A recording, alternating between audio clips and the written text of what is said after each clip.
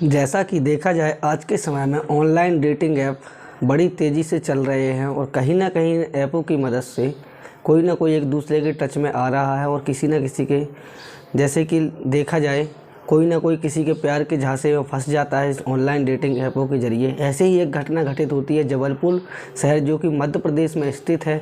जबलपुर शहर में एक महिला होती है जो कि जिसका पति तकरीबन 2 साल पहले गुजर चुका था। वो अपना अकेले जीवन यापन कर रही थी और एक ऐप करके होता है मनी मेट्रो ऐसे कुछ करके एक ऐप होता है जिससे एक दूसरे को शादी के लिए प्रस्ताव डाले जाते हैं। एक दूसरे का जब शादी का संजोग जुड़ जाता है तो उस ऐप के ज़रिए एक दूसरे का मिलान होता है। उसी ऐप पर वो अपनी एक आईडी बनाती है, आईडी लॉगिन करती है। लॉगिन करने के बाद कुछ दिन तक उस ऐप को वो चलाती है।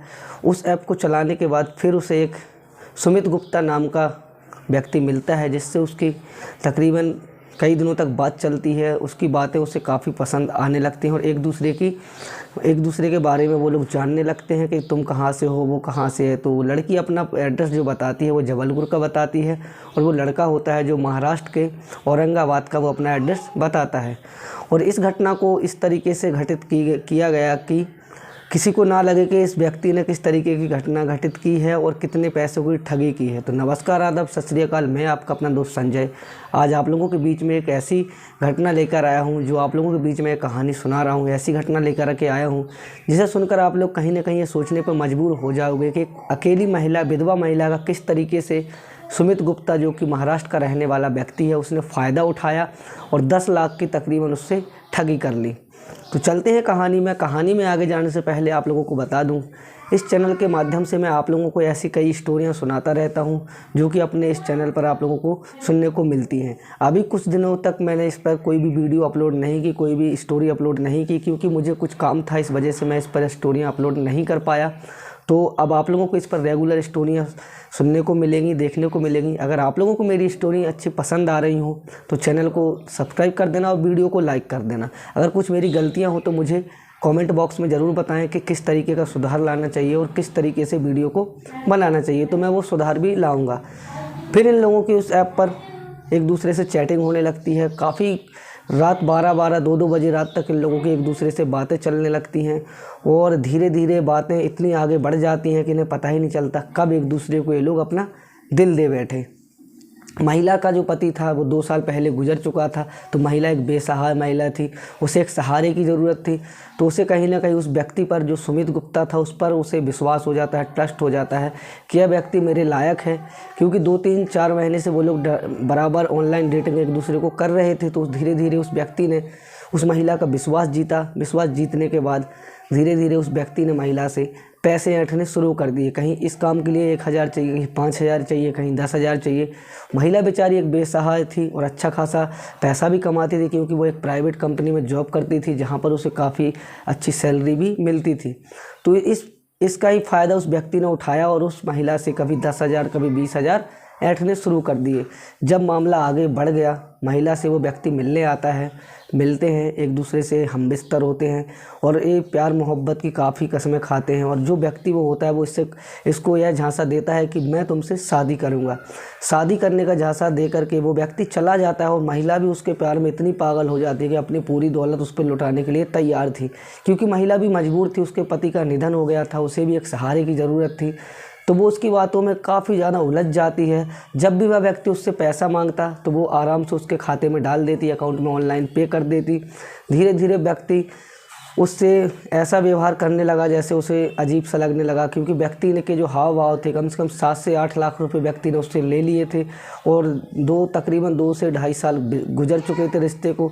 तो व्यक्ति का जो हाव भाव था वो बदल चुका था। महिला से ना तो अच्छे से बात करता था, ना ही उससे मिलने ज़्यादा आया करता था कभी, ना तो फ़ोन उठाता था, ना ही ऑनलाइन बात करता था। ऐसे में महिला को कहीं ना कहीं उस पर शक होने लगा कि इसने मेरे साथ फ्रॉड कर दिया, मेरी दौलत से इसने प्यार किया, मेरे से प्यार नहीं किया, मेरे सारे पैसे ऐंठ लिए जो मेरी जमा पूंजी थी। फिर महिला से एक बार कॉल आता है, उसका कहता है मुझे तुमसे शादी करनी है। तो महिला बहुत खुश हो जाती है, खुशी से झूम उठती है कि इसने मेरे पास कॉल किया कि मेरे से शादी करनी है। तो महिला फुल तैयारियां स्टार्ट कर देती है, लेकिन वह एक कंडीशन लगा देता है। वो व्यक्ति जो गुप्ता था, सुमित गुप्ता, वो कहता है कि मुझे कुछ पैसों की ज़रूरत है ताकि मैं यहाँ से रेंट वगैरह दे करके अब तुम्हारे यहाँ ही जबलपुर में शिफ्ट होना चाहता हूँ, यहाँ पर ही मैं अपना काम दाम करूँगा। वो महिला से 2 लाख रुपए की मांग करता है। महिला कुछ ना सोचे समझे उसको 2 लाख रुपए दे देती है और उसके अकाउंट में ट्रांसफ़र कर देती है। क्योंकि महिला को भी 2-2.5 साल उससे रिलेशन में हो गई थी, तो उसके आधार कार्ड, पैन कार्ड सब कुछ उसके पास था, उसकी जानकारी भी थी कहाँ का रहने वाला, पूरा एड्रेस उसके पास था।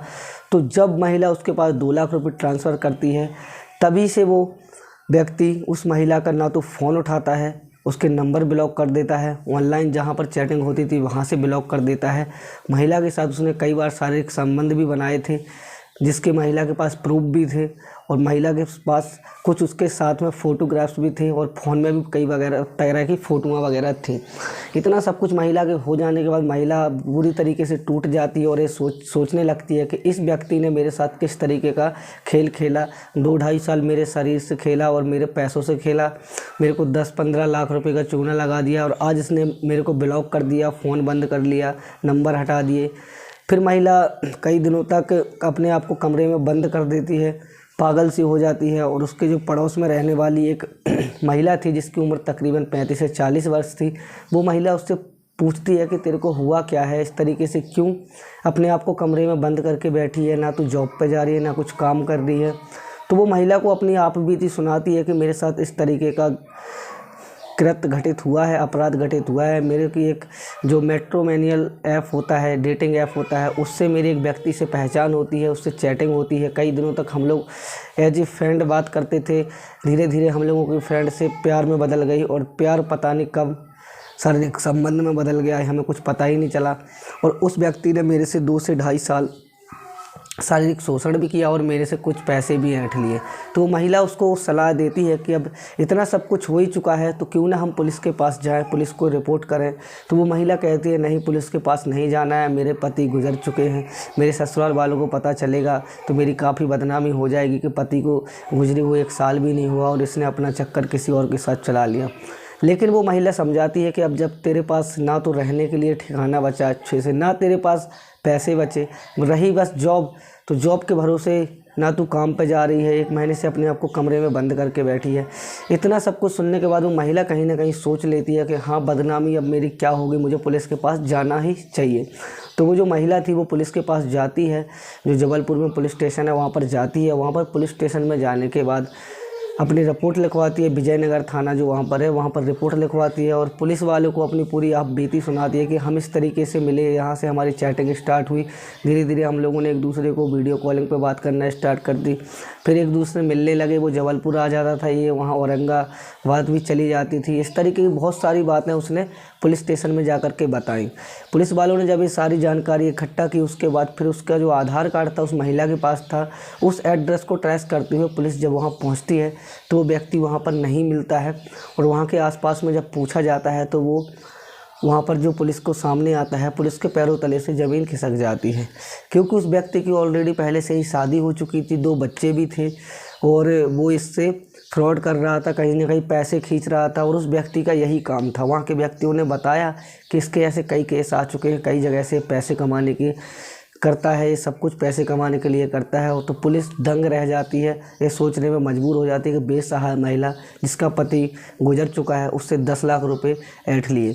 पुलिस वहाँ पर छानबीन करने के बाद उसके एक जगह सुराग मिलता है, और सुराग जैसे ही मिलता है तो पुलिस की 3-4 टीमें जो गठित की थी सभी एक खट्टी गिरती हैं, और जो सुमित गुप्ता होता है उसे पकड़ लिया जाता है। पकड़ने के बाद उससे पूछताछ की जाती है कि तू कहाँ तूने ऐसी ठगी की है। जो वो महिला थी उसका बहुत ज़्यादा बुरा हाल था।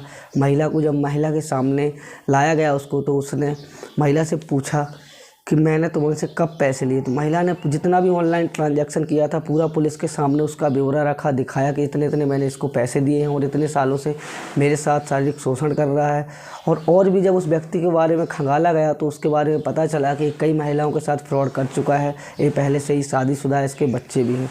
पुलिस ने उसे गिरफ्तार कर लिया है, पुलिस के अभी वो गिरफ्त में है। यह मामला अभी जबलपुर का ही है, अभी पुलिस ने उनको सज़ा नहीं सुनाई है। इसकी छानबीन करने के बाद उस व्यक्ति को सज़ा सुनाई जाएगी। इस महिला को जो कहते हैं कि आश्वासन दिया गया है, कड़ी से कड़ी उसे सज़ा दी जाएगी और तुम्हारा निर्णय किया जाएगा, तुम्हें जो भी आर्थिक क्षति पहुंची है वो भी तुम्हें दी जाएगी। तो महिला फ़िलहाल जबलपुर में ही उस व्यक्ति को पुलिस स्टेशन में अभी जब्त किया गया। पुलिस वाले पूरी तरीके से छानबीन कर रहे हैं कि इस व्यक्ति ने किन किन महिलाओं के साथ किस तरीके का कृत्य घटित किया है। पूरी जानकारी आगे पुलिस स्टेशन में ही जानकारी पता चलेगी किस तरीके का कृत्य होता है। अभी मैंने इस न्यूज़ को अपने गूगल पर देखा तो वहाँ पर मुझे न्यूज़ मिली, तो मैंने सोचा आप लोगों को भी ये न्यूज़ बता दूं, क्योंकि ये जो ऑनलाइन डेटिंग ऐप है इस पर कई तरीके की धोखाधड़ी हो जाती है, कई स्कैम भी चलते हैं, कई वीडियो कॉल ऐसे आ जाते हैं जिनमें किसी न किसी कोई महिला इस तरीके की वीडियो कॉल कर देती है कि पूरी नग्न अवस्था में अपने आप को दिखाती है और किसी दूसरे व्यक्ति ने उसका वीडियो कॉल उठा लिया तो वो उसके चक्कर में फंस जाता है। फिर वो उन्हें ब्लैकमेल करना स्टार्ट कर देती है कि मुझे इतने इतने पैसे दो वरना मैं ये वीडियो वायरल कर दूंगा। तो साथियों, मेरा आप लोगों से यही निवेदन है कि ऐसी वीडियो कॉलों से बचें और अपने परिवार का ख्याल रखें, अपना ख्याल रखें। इन फालतू के कामों में कोई मतलब नहीं रखा है। कहीं ना कहीं तुम्हें एक ऐसी दलदल में फंसा देंगे जिससे निकलना तुम्हें आर्थिक जो तुम्हारा जोखिम है वो हो सकता है, कई रुपयों का नुकसान भी हो सकता है, तुम्हारा मेंटली प्रॉब्लम भी हो सकती है, परेशान भी रह सकते हो। तो मेरा आप लोगों से यही कहना है, अपने परिवार का ख्याल रखें, अपना ख्याल रखें। मैंने आप लोगों को जो ये कहानी सुनाई, इस कहानी को सुनाने का उद्देश्य मेरे किसी की भावनाओं को ठेस पहुंचाना नहीं था, ना ही किसी के दिल से खेलना था, बस आप लोगों को जागरूक करना था। तो आप लोग जागरूक रहें, सतर्क रहें, अपना ख्याल रखें, अपने परिवार का ख्याल रखें। मिलते हैं अगले एपिसोड में, तब तक के लिए जय हिंद, जय भारत, वंदे मातरम।